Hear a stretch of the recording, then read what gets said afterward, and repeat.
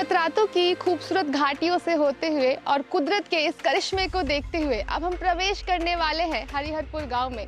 तो बस आप इसी तरह बने रहिए हमारे साथ और आनंद लीजिए इस यात्रा का।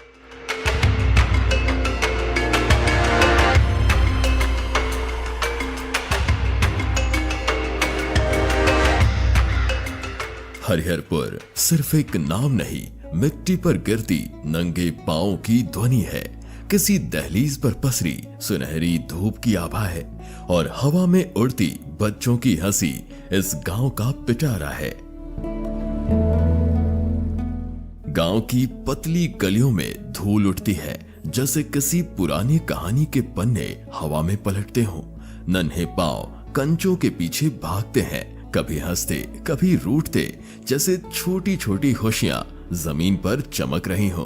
किसी दहरी पर बैठी हथेलियां धीरे धीरे महुआ के दानों को फटकती हैं, मानो हर दाने के साथ कोई भूली बिसरी याद चुन रही हो। खप्परों के नीचे से ताजी रोटियों की सुगंध बहती है, जैसे कोई अदृश्य धागा घर से गली तक, गली से आसमान तक बुनता चला जाता हो। ये हरिहरपुर है जहां समय की कोई घड़ी नहीं चलती। यहाँ धड़कनों की मिट्टी घुली है और हर सांस में बचपन की याद बसती है।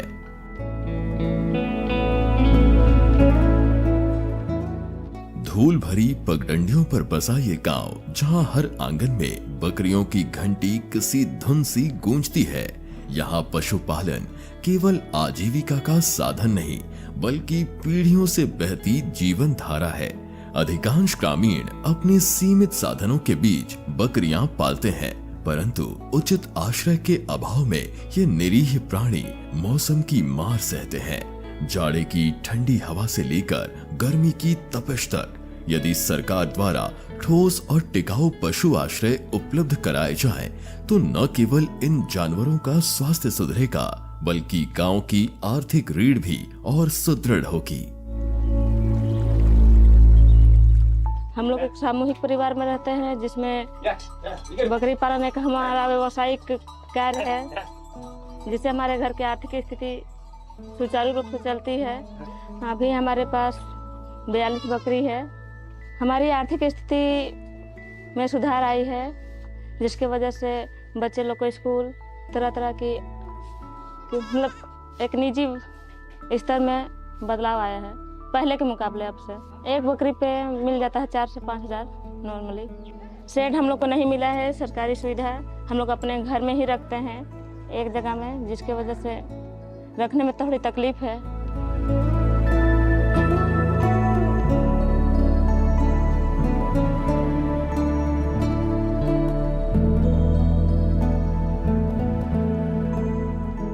और समूह से हम गाय पशु पालन से गाय लिए हैं और हम गाय से बहुत लाभ हुआ है। मेरा गाय का गोबर से खेत में डालते हैं, खेती उपजाते हैं, हरा भरा रहता है और गोबर से जलावन के लिए भी काम आता है और दूध भी बेचते हैं, बच्चा सबको भी पिलाते हैं। दूध बच्चा सबका सेहत भी बढ़ता है दूध पिलाने से। गाय से बहुत ही लाभ होता है। सरकार तरफ से गाय शेड भी मिला है और गाय से बहुत ही लाभ होता है। मेरा दूध बेचते हैं तो बच्चा सबको पढ़ाने लिखाने बचत करने। हरिहरपुर का हर परिवार लगभग पशुपालन से जुड़ा हुआ है, चाहे वो बकरी पालन हो, गाय पालन या फिर मुर्गी पालन। लेकिन एक जो समस्या यहाँ देखने को मिली है वो ये कि बकरियों को रखने के लिए यहाँ पे शेड नहीं है। ग्रामीण जिस घर में रह रहे हैं वहीं पर वो अपनी बकरियों को भी रख रहे हैं। अगर सरकार द्वारा इन्हें शेड दिया जाए तो ये और भी बड़े स्तर पर बकरी पालन कर पाएंगे और बकरियों की जो स्वास्थ्य है उसमें भी सुधार आ पाएगा। इस गांव की जमीन में मेहनत के बीज बोए जाते हैं, जहां किसान जैविक व मिश्रित खेती की परंपरा को जीवंत रखते हैं। प्याज की सौंधी खुशबू, गेहूं की सुनहरी लहरें, भिंडी की कोमल शाखाएं और गाजर की रक्तिम जड़ें सब मिलकर एक अनूठा दृश्य रचती हैं। हर फसल किसान के धैर्य और श्रम का साक्षी है। परंतु इस स्वप्निल परिदृश्य के बीच एक मौन पीड़ा भी बहती है। सिंचाई की कमी। एक और दूर क्षितिज पर बना बांध झील की तरह चमकता है, तो दूसरी ओर गांव की ऊंचाई उस जीवनदायिनी जलधारा को छूने से वंचित रखती है। खेती वेती थोड़ा बहुत लगाते हैं, सरकार तो उतना कोई साधन हम लोग को देती नहीं है। जो मतलब अपने से कुछ कुछ कर लेते हैं और वही सी में रोजी रोटी चलाते हैं हम लोग।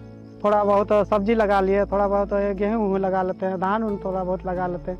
इसी में हम लोग का किसी तरह साल भर का किसी तरह गुजारा चला लेते हैं। सिंचाई का जैसे बोरिंग का साधन नहीं है, जैसे ये हम लोग का तो नदी डैम बहुत दूर हो जाता है, तो कुआं तो सूख जाता है, डैम खींच लेता है। तो इससे अच्छा है कि बोरिंग अगर एक दो जगह हम लोग का टोला में कर देता है, उसी में मतलब कि सब तरफ बांट देता है ना, तो हम लोग का सबका आराम से खेती बाड़ी करके और जी लेते हैं।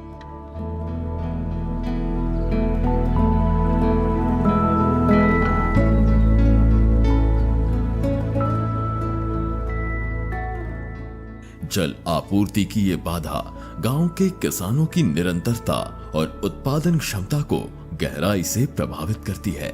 यदि इस ऊंचाई के अंतर को पाटने के उपाय किए जाएं, यदि जल अपने स्वाभाविक प्रवाह में इन खेतों तक पहुंच सके, तो ये धरती 12 हरितिमा से भर सकती है।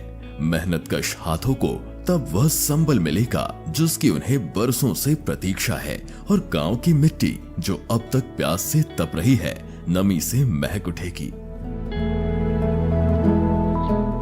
और खेती बाड़ी करते हैं, प्याज लगाते हैं, गोभी, गेहूँ, मिर्चा, टमाटर, सब कुछ उसी से जीना रोटी चलाते हैं, अपना बाल बच्चा पोसते हैं। और अभी टमाटर उमाटर लगा रहे हैं, रौदारी वाला, सबको बाजार लेके और बेचते हैं। राशन उसन भी लाते हैं, घटता है उस टाइम, जो भी खर्चा होता है उसी से हम लोग निकाल लेते हैं। गर्मी के टाइम में पूरा सूख जाता है, उस टाइम फरने वाला भी नहीं फरता है, पूंजी भी घाटा हो जाता है। अभी इतना पूंजी लगा रहे हैं, पानी नहीं पूरेगा तो अपना मेरा नुकसान हो जाता है। अगर सरकार मदद देगा तो और हम लोग बढ़ेंगे और खेती लगाएंगे, बोरिंग वोरिंग कुछ भी देगा तो। मनरेगा योजना के तहत गांव के मेहनती किसानों ने 3 साल पहले वितरित किए गए आम के पौधों से छोटे स्तर पर बागवानी की शुरुआत की थी। आज वो समय आया है जब उन पौधों से पहले फल की उम्मीदें ताजा हो रही हैं, और वृक्षों पर जो आम खिल रहे हैं उनकी गुणवत्ता आशाजनक है। लेकिन इन आमों के साथ एक अनकहा संघर्ष भी जुड़ा है। जल संसाधनों की कमी। पर्याप्त पानी न मिलने के कारण बागों में अंतर्वर्ती खेती की योजना अधूरी रह गई है, जो न केवल भूमि का बेहतर उपयोग कर सकती थी, बल्कि अतिरिक्त आय का स्रोत भी बन सकती थी। और मेरा ये बागवानी है, मनरेगा के ओर से मिला है, और ये 3 साल लगाया हुआ हो गया है। अब फलने के लिए ये मंजर को हम लोग नहीं तोड़े हैं। इस बार आम आएगा, बड़ा होगा तो हम लोग खाएंगे भी और बेचेंगे भी। मतलब फलेगा तो हम लोग को लाभ ही ना होगा, जब ज़्यादा फल देगा तो हम लोग को खाएंगे भी और उसको बेच भी सकते हैं। हाँ, पानी का यहाँ बहुत समस्या है। पानी का कमी रहने से हम लोग का ये पेड़ भी सूख गया है, पेड़ में पानी नहीं पड़ रहा है। और यहाँ फल होता, वहाँ नीचे हम लोग सिंचाई कर सकते थे, आलू भी लगा सकते हैं, बैगन भी लगा सकते हैं, टमाटर भी लगा सकते हैं, मिर्चा भी लगा सकते थे। हम अभी है इस गांव के आम बागान में, जो पहले एक बंजर ज़मीन हुआ करती थी। अभी आप मेरे पीछे देख सकते हैं कि आम के छोटे छोटे पौधे लगे हुए हैं। इस साल मंजर भी अच्छा आया है और लोगों को उम्मीद है कि मीठे फल भी आएंगे, जिससे उनको अच्छा मुनाफा होगा। एक जो समस्या यहाँ पर है वो है सिंचाई की। अगर डोबा, तालाब या सोलर पंप का निर्माण कर दिया जाए तो बागान के बीच में जो खाली पड़ी ज़मीन है, इस पे ग्रामीण कुछ साग सब्जियाँ उगा पाएंगे और अपनी आजीविका को और बेहतर कर पाएंगे। दीदी बाड़ी योजना ने इस गांव की महिलाओं के जीवन में एक नई रोशनी और दिशा दी है। ये योजना जो इनके हाथों में बीज देकर इन्हें आत्मनिर्भरता की ओर प्रेरित करती है, अब एक आंदोलन बन चुकी है। हरे मूंग, लहसुन, प्याज, बैंगन और अनार, अमरूद, लीची, केला, इन जैसे पोषण से भरपूर फल और सब्जियां अब इन महिलाओं के बगीचों में हरे भरे ख्वाबों की तरह उग रही हैं।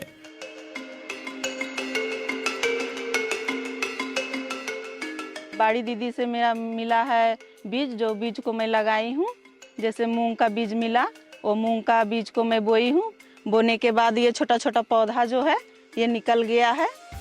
उसके बाद मैं प्याज लगाई हूँ, प्याज लगाने लहसुन भी लगाई हूँ। और मैं बड़ी दीदी का उसको मैं अपना खेती बाड़ी कर रही हूँ। और बगल में साथ में जो ज़मीन है उसमें मैं लगाई हूँ अनार है, मेरा लीची है, केला है, अमरूद है और आम भी मैं लगाई हूँ।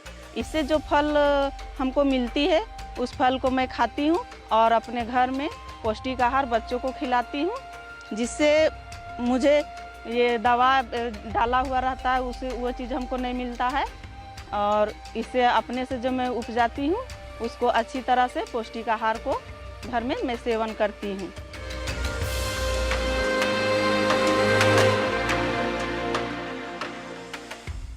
पहले उप मुखिया थे, लेकिन उसके साथ साथ खेती बाड़ी भी करते थे। लेकिन खेती बाड़ी में जो है सिंचाई का व्यवस्था नहीं था, इसलिए वैसा अच्छा से नहीं कर पाते थे।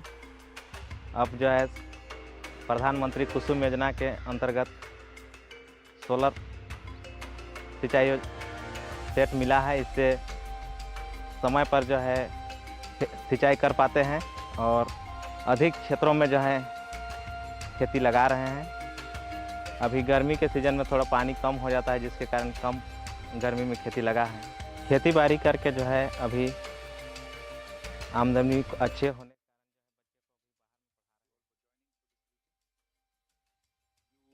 would have perhaps seen some information related to developments since late last night, early this morning, which has been put out by the Ministry of Defence.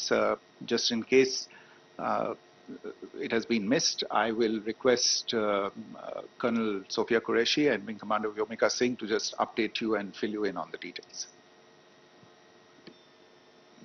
Thank you, sir. Operation Sindoor पर 7 मई 2025 को हुई प्रेस कॉन्फ्रेंस के दौरान भारत ने अपनी प्रतिक्रिया को केंद्रित, संतुलित और गैर उत्तेजक बताया था। यह विशेष रूप से स्पष्ट किया गया था कि पाकिस्तानी सैन्य ठिकानों को निशाना नहीं बनाया गया।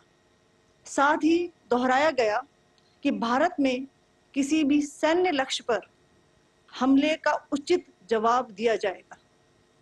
7 से 8 मई 2025 की रात को पाकिस्तान ने उत्तरी और पश्चिमी भारत में स्थित कई सैन्य ठिकानों को, जैसे कि अवंतीपुरा, श्रीनगर, जम्मू, पठानकोट, अमृतसर, कपूरथला, जालंधर, लुधियाना, आदमपुर, भटिंडा, चंडीगढ़, नाल, फलौदी, उत्तरलाई और भुज पर ड्रोन और मिसाइलों से हमला करने का प्रयास किया।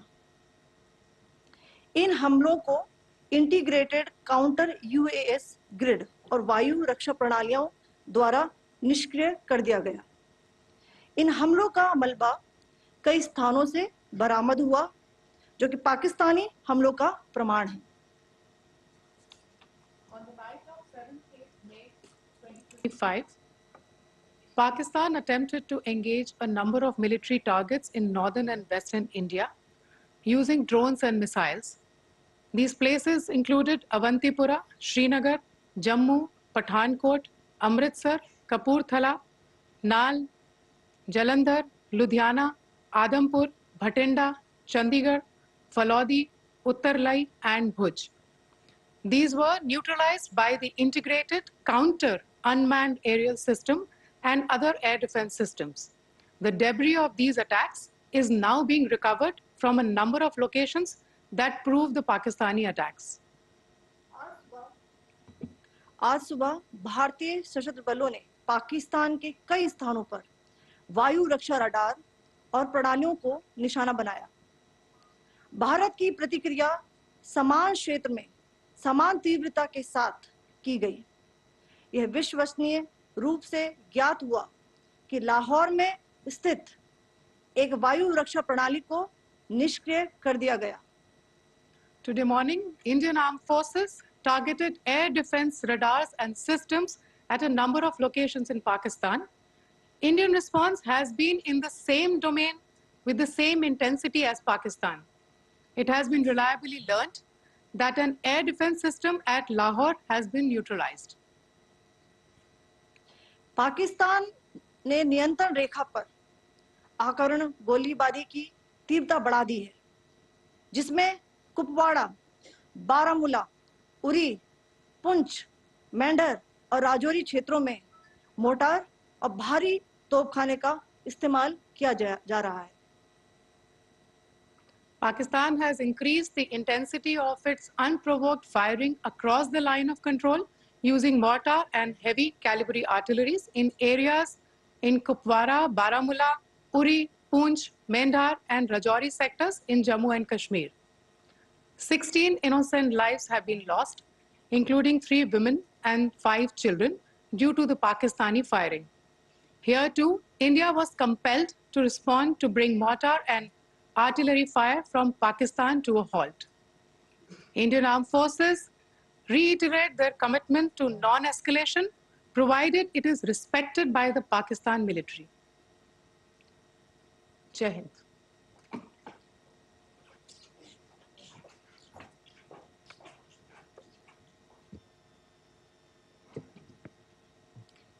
Thank you.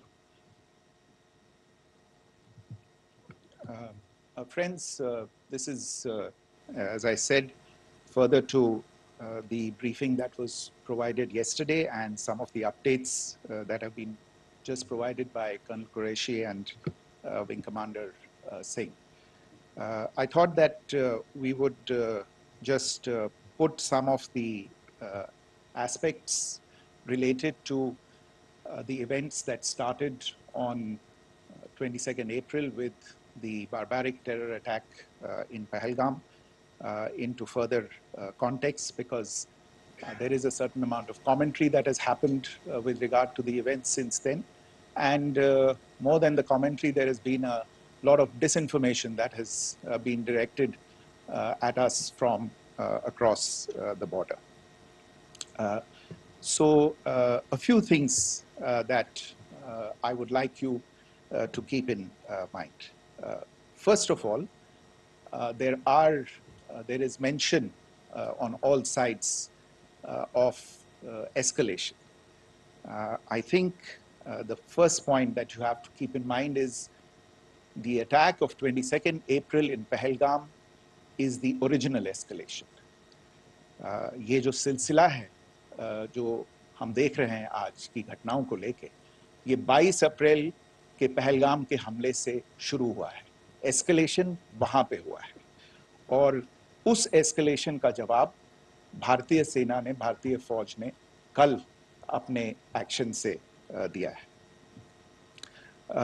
Secondly,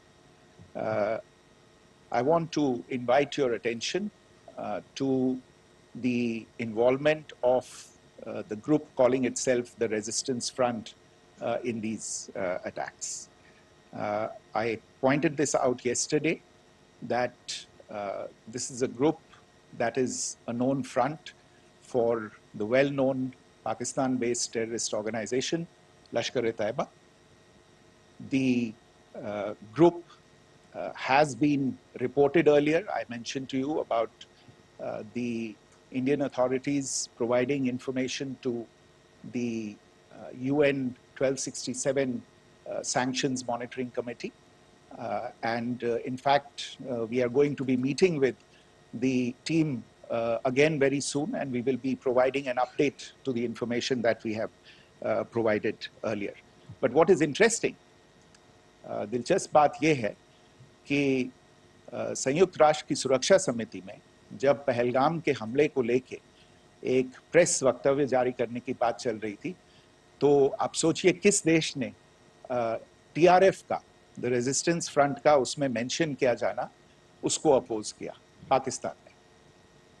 This was after the fact that the TRF claimed responsibility for this attack not once but twice, within a few hours after the incident on the 22nd of April, and then again on the morning of 23rd April.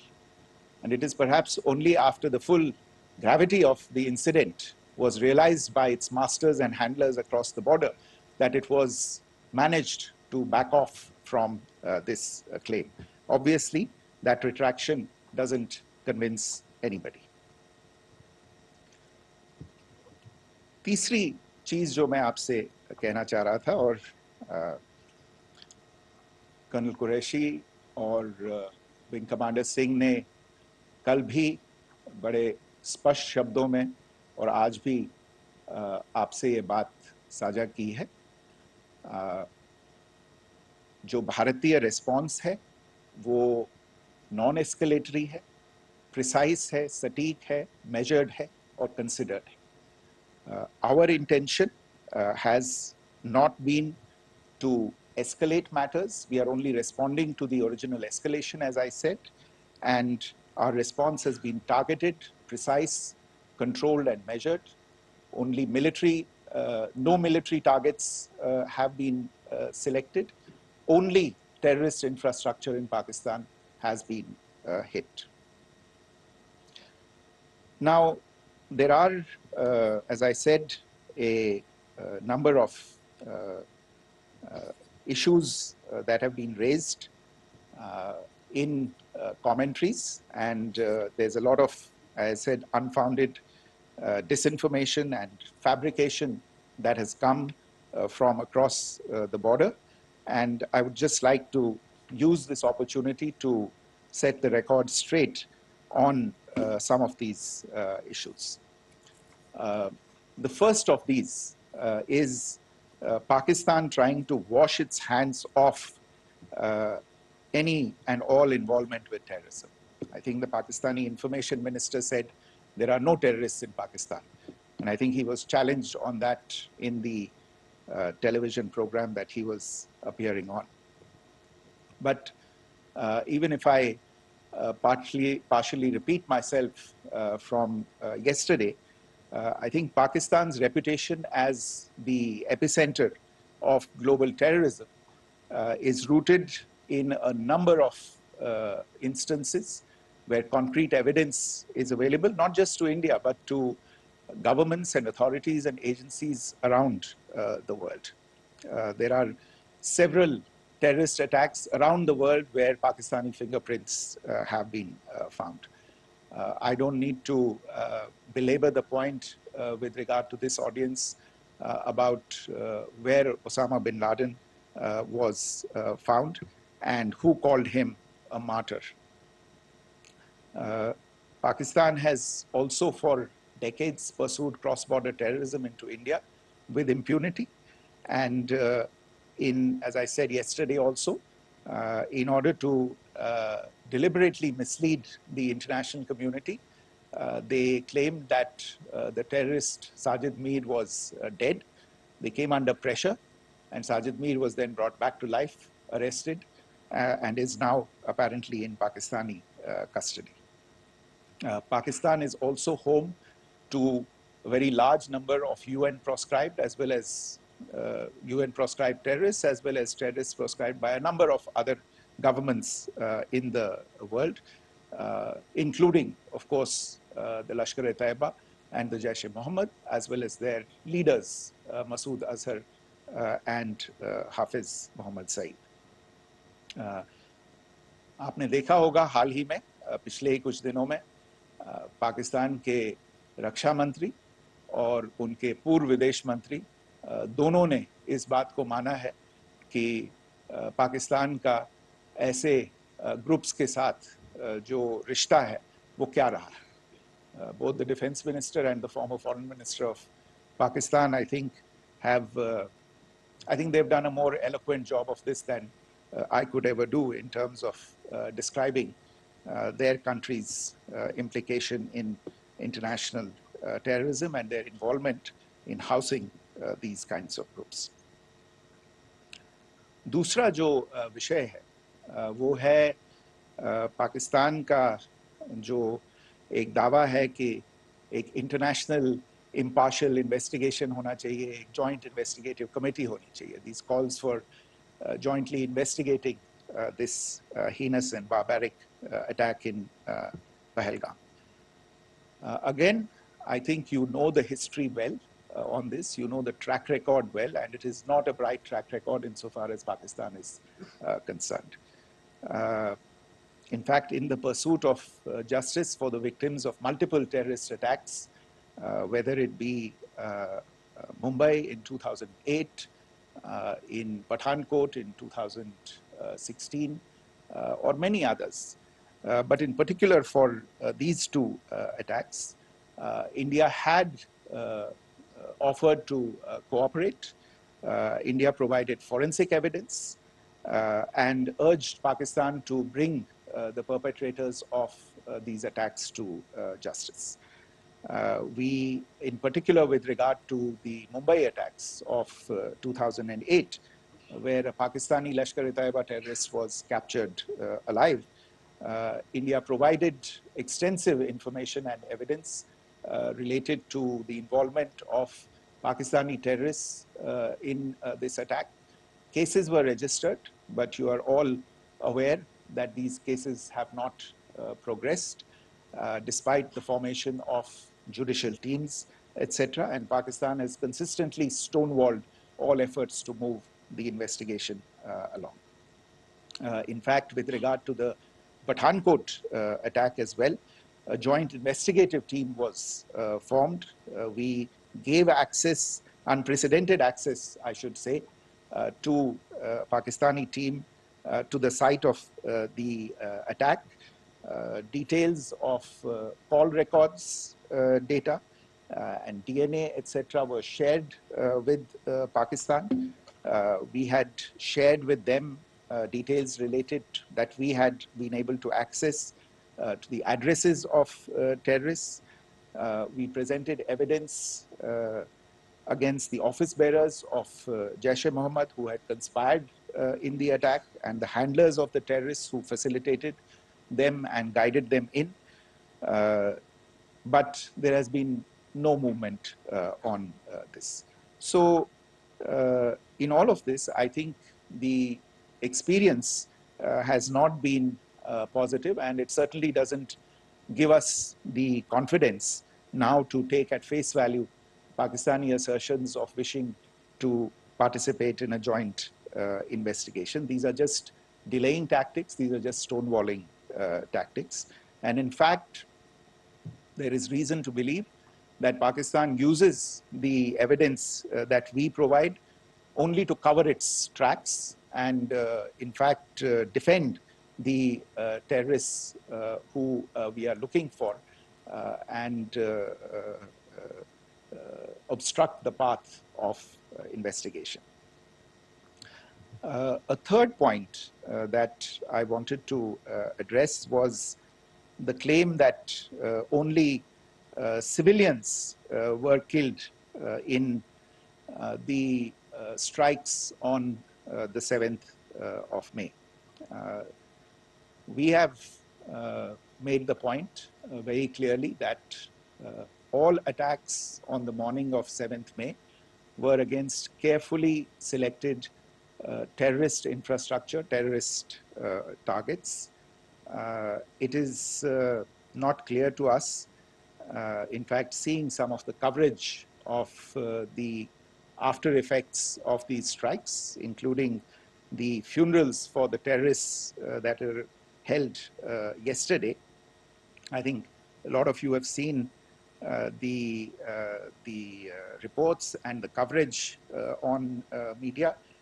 If only civilians, if any civilians were killed in these attacks, I wonder what message this picture actually sends to all of you. This is a question that is worth asking. It's also odd that the funerals of civilians are carried out with the coffins being draped in Pakistani flags and state honors being accorded. As far as we are concerned, the individuals eliminated at these facilities were terrorists. Giving terrorist state funerals may be a practice in Pakistan. Doesn't seem to make much sense to us. Pakistan has also claimed that India deliberately attacked religious sites. This is completely false again. I have made it clear that the targets were terrorist infrastructure, terrorist facilities, and locations connected clearly with incidents of cross-border terrorism into India. And it is in fact Pakistan that is misusing religious sites as a cover to in fact radicalize, direct, and indoctrinate and train terrorists. In fact, contrary to what Pakistan is claiming, yesterday Pakistan launched a targeted attack on the Sikh community in the state of Jammu and Kashmir, hitting Gurdwara in Poonch and the homes of Sikh community members, which came under attack. And we know that at least 3 individuals were killed in that particular attack. Pakistan is also making attempts to, in fact, just to add to this point, the retaliatory action that Pakistan has taken, in fact, is impacting civilians. I showed you the picture of the Gurdwara and the Sikh community members who were killed in this. There are other civilians also who've been killed and injured in these attacks. In fact, since yesterday morning, a total of 16 civilians have been killed and 59 others have been injured in the attacks by Pakistan. Not only this, Pakistan is also making attempts as part of its disinformation campaign to paint our action with regard to cross-border terrorism through the communal angle. If that is the issue, then I think I can do no better than to cite or point you in the direction of the Pakistan Army Chief's speech of 16 April 2025. I think that is the last word in communal rhetoric. And in the Pahalgam attack itself, you are aware of the kind of religious profiling that was done there. And perhaps there is a linkage between these two events. I can only say that these nefarious designs will not be allowed to succeed in India. And it is to be noted that people from all faiths, all religions, all regions in India have unequivocally, not just in India but around the world, have condemned these attacks. The Pakistani claims of now responding to India's strikes of the 7th of May. As I said right at the outset, it is India which is responding. The original escalation was by Pakistan on the 22nd of April. We are the ones who are responding to that escalation with the action that was taken yesterday morning. And again, I would like to emphasize that the action was restrained. It was directed towards non-civilian, non-military targets and confined to terrorist camps. And again, as we have been saying since yesterday, any further action by Pakistan, some of which we are seeing today, is nothing but escalation by Pakistan now, once again, and will be responded to and is being responded to appropriately. One point that I wanted to also address was the allegations to the targeting of a dam, the Neelam Jhelum project in Pakistan-occupied Kashmir. I want to say that this is an absolute and complete fabrication and a blatant lie. India has targeted only and only terrorist infrastructure, and the details of that terrorist infrastructure, together with the locations, were shared with you yesterday by Colonel Qureshi and Wing Commander Singh.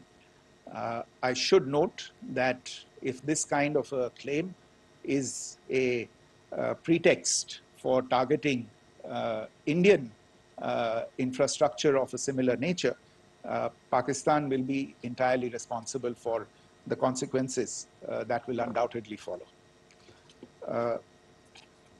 Finally, I want to address some issues that have been raised related to the Indus Waters Treaty and the disinformation that has been raised in regard to that as well.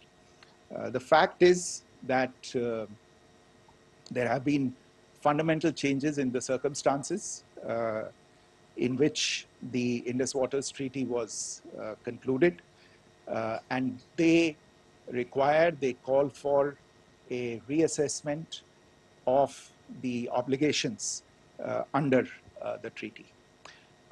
Over the last year and a half to 2 years, India has been in communication with the government of Pakistan. We've sent several notices to them requesting for negotiations to discuss modification of the treaty.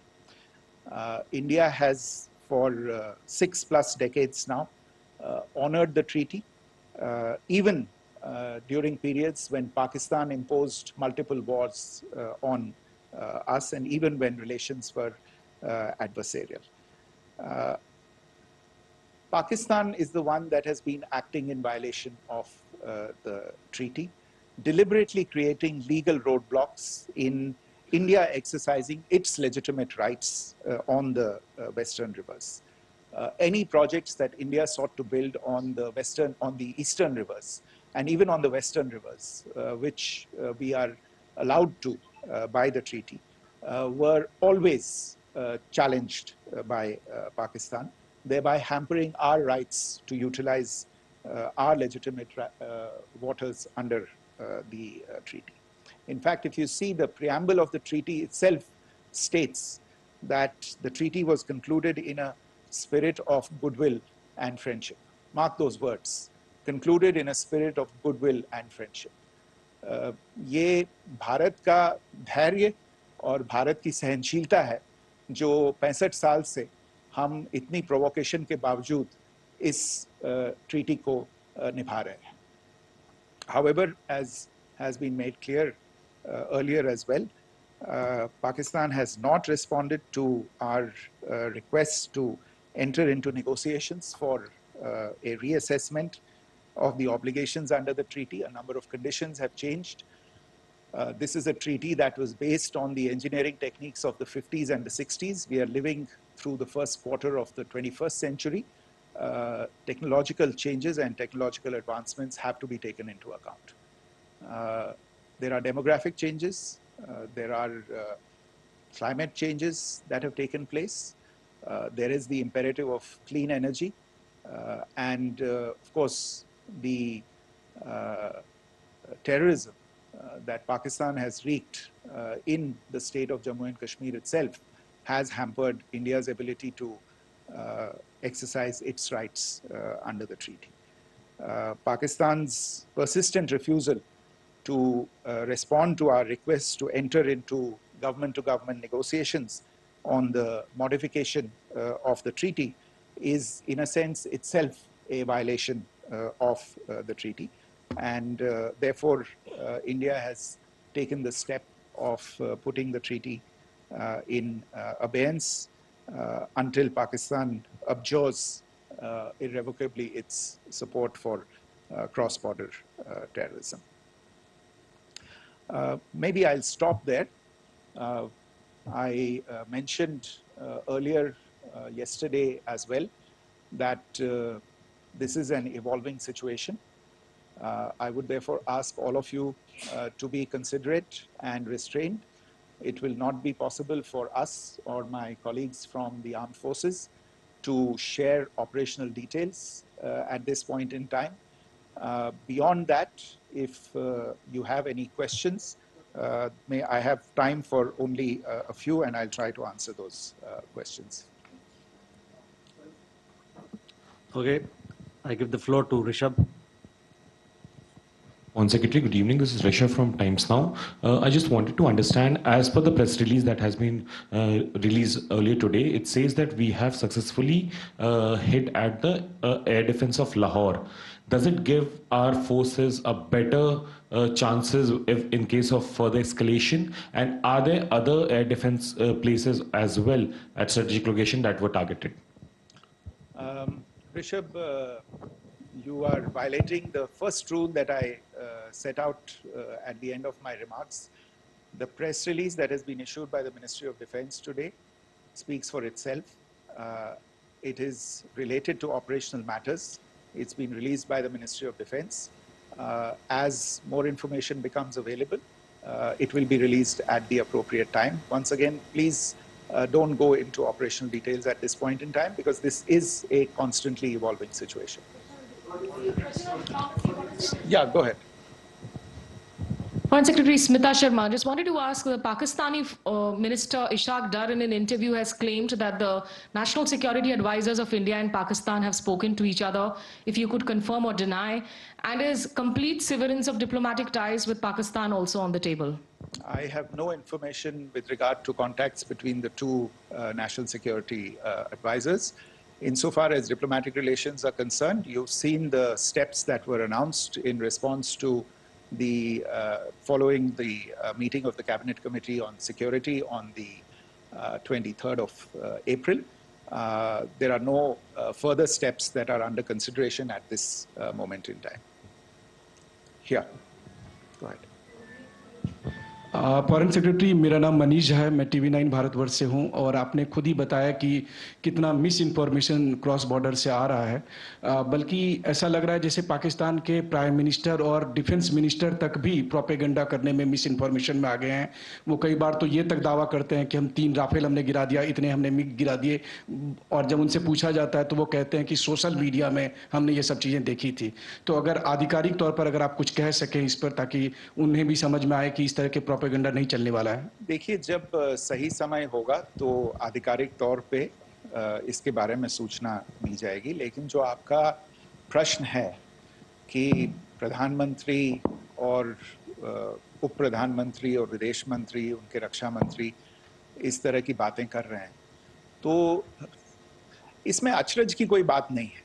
आखिरकार ये एक देश है जिसने अपना इसका जन्म लेते ही झूठ शुरू हो गया था। 1947 में जब पाकिस्तानी फौज ने जम्मू कश्मीर पे दावा बोला, तो उन्होंने किसी ऐसे वैसे व्यक्ति से नहीं, संयुक्त राष्ट्र से झूठ बोला कि हमारा कोई लेना देना नहीं है इससे, ये लोग जो गए हैं वो तो कबायली।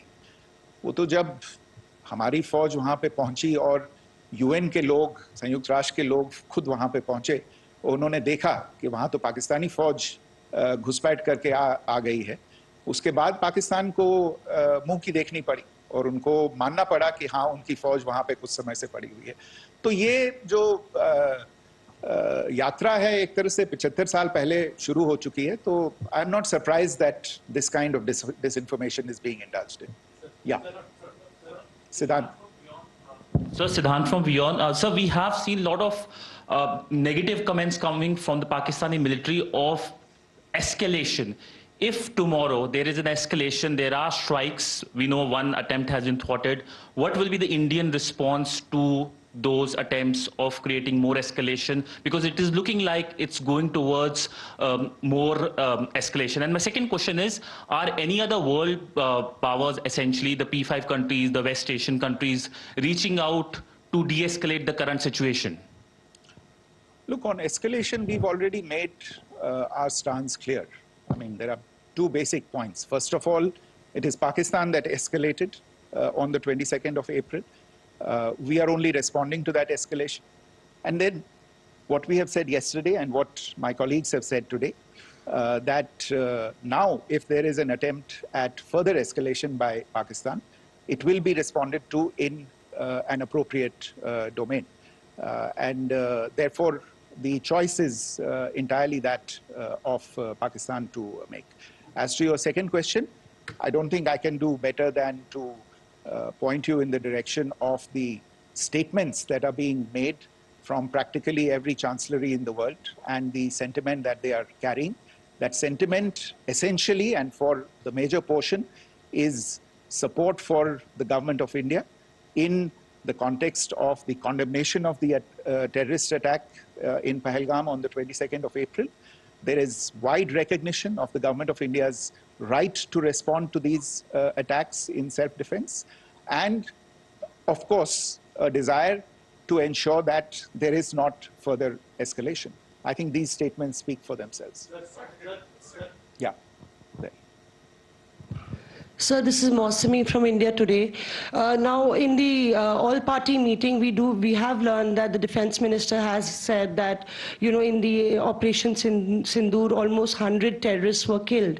Would we have any details about what is the number like, and also about if there were any big faces, masterminds, terrorist masterminds who were in fact killed? There is also a report that Masood Azhar's family's 10 members have been killed, and Rauf Asghar, who was actually the mastermind of Pulwama, he's also been badly, severely injured.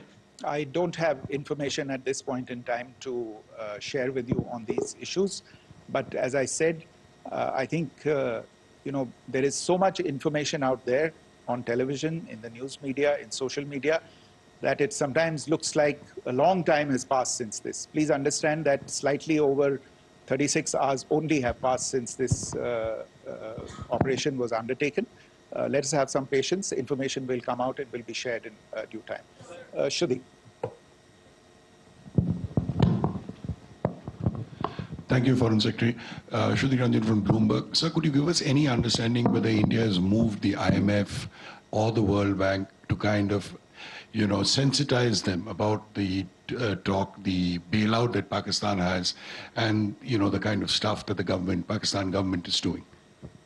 Look, we have an executive director at the IMF. Tomorrow there is a meeting of the board of the IMF, and I'm sure that our executive director will put forward India's position. The decisions of the board are a different matter. The process through which they are made. But I think the case with regard to Pakistan should be self-evident to those people who generously open their pockets to bail out this country. And since you are from Bloomberg, I think you would have the data on how many IMF bailout programs have been, very good, thank you, have been sanctioned in the space of the last 3 decades. And I think you would also have an idea of how many of those programs have actually reached successful conclusion. Probably not many. So I think this is a decision that board members have to take by looking deep within themselves and looking at the facts. So we can, one last question, sir. Yeah. One last question. Foreign Secretary, I'm Siddhant from CNN News 18. I would like to know, since it's an opportunity to speak to you, I would like to know the response coming from United States since last 3 weeks. Saudi Arabia, Qatar. In fact, Prime Minister Modi spoke to Qatar before the strikes that evening. Perhaps how do you read the support coming from these countries? Perhaps traditionally they were seen on the other side. This time around, their statements are strong worded. In fact, India-Saudi joint statement also had a very strong condemnation, strong worded condemnation. United States at all level have condemned the attack and have extended support. In fact, Saudi Deputy Foreign Minister is in India. He just met EMS Jaishankar. Also, if you could shed some light on his visit, his meeting with EMS Jaishankar. In fact, we have also been told that he met Prime Minister Modi. Thank you. Look, all the countries that you named and many others, we have been in touch with them. The Prime Minister has spoken to a large number of world leaders. A large number of world leaders have called him, as have called the External Affairs Minister. As we speak, there are conversations going on today as well with world leaders. And your assessment or conclusion of the general tenor of these messages is very much on point. And I think this is a recognition of the fact, firstly, of the barbaric nature, the unprecedented nature and character and features of the attack in Pahalgam, and a recognition of India's right to respond to this, and also a recognition of the fact that in responding, we have been nothing but responsible and have done so in a restrained, in a measured, and in a non-escalatory manner. I think that counts for something. People have taken that into account, and that is what is explaining the kinds of reactions that we are seeing. And we appreciate the sentiments and the statements that have been made by the vast majority of world leaders. Yes, the Saudi Minister of State for Foreign Affairs is in Delhi. He had a meeting with the External Affairs Minister earlier today. I don't have further details at this moment, but if there are details, the ministry will share them at some point with you. Thank you. I think that's all we have time for today. We'll join you again soon. Thank you all. Thank you.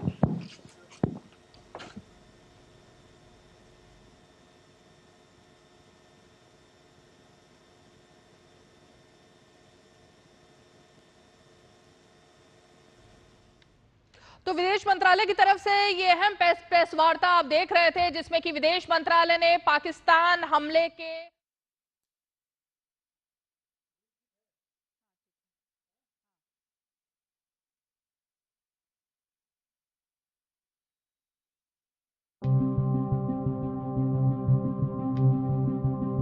Bharat की संस्कृति का दर्पण प्रसार भारती है कराता, भारत के हर रूप का दर्शन। कभी भारत की बदलती तस्वीर है, कभी भारत की बदलती आवाज, कभी भारत की बदलती सोच है, कभी भारत का बदलता अंदाज। प्रसार भारती भारत का आने वाला कल है प्रसार भारती भारत का बदलता आज। एक जमाने से कहानी है सुना रही आकाशवाणी,